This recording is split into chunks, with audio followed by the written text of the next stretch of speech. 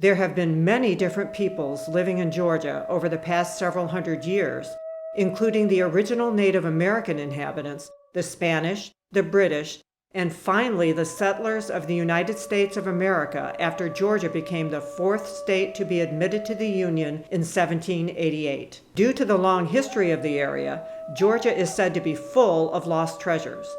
These treasures include lost gold mines, buried pirate booty, along with Native American hidden treasure. There are also cases of people just burying their own money, hoping to keep it safe. One of the most interesting lost treasure stories is linked to a tragic chapter in American history. This was the so-called Trail of Tears, where in the 1830s, the U.S. government forced Cherokee tribes in Georgia and other states to leave their homelands and resettle in what was called the Indian Territory, which is in present-day Oklahoma. It is believed that thousands of Cherokees died during this forced relocation. In Georgia, most of the Cherokee tribes went quietly, probably because they believed it was useless to fight the government soldiers. However, the Red Bank Cherokee tribe of Georgia resisted. They also decided to hide the tribe's gold to keep the government soldiers from getting it. The Indians used the gold mainly for making jewelry, but they quickly realized that the white men valued gold and would trade for it. So over time, the Red Bank tribe had accumulated quite a bit of gold to use for trade. But before they could hide it, the chief of the northern Cherokee tribes of Georgia proposed that all of the tribes bring their gold together and hide it in the same place. The Red Bank tribe did not trust this chief named Rising Fawn, who had a white subchief called Scudder. They thought that Scudder was secretly working with the U.S. soldiers and would reveal the location of the hidden gold to gain favor. So the Red Bank tribe didn't go along with the other tribes.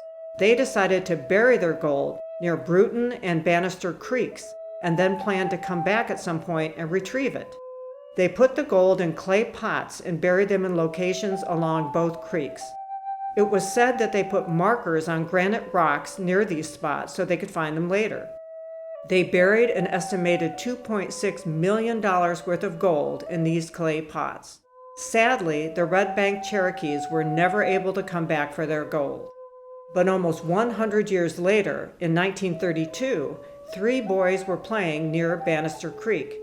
They saw markings on a huge granite rock that they thought pointed to the location of the Indian treasure they had heard stories about. The land was on a farm owned by a man named Grover, and they went and asked him for permission to dig on his land. Mr. Grover said no. But boys being boys, after it was dark, they went back to the farm to look for the treasure. They rolled over the granite rock and dug until they struck a clay pot. The boys were excited to find gold nuggets and Indian jewelry worth over $15,000 in 1932. Unfortunately for the boys, Grover found out about them finding the gold on his land, and he sued them for the gold. Grover won the lawsuit, and the boys had to give him the gold. Since that time, no one else has been able to find any of the other clay pots. They are probably still buried somewhere on the banks of the Bannister and Bruton Creeks near Grover's old farm in Forsyth County, Georgia.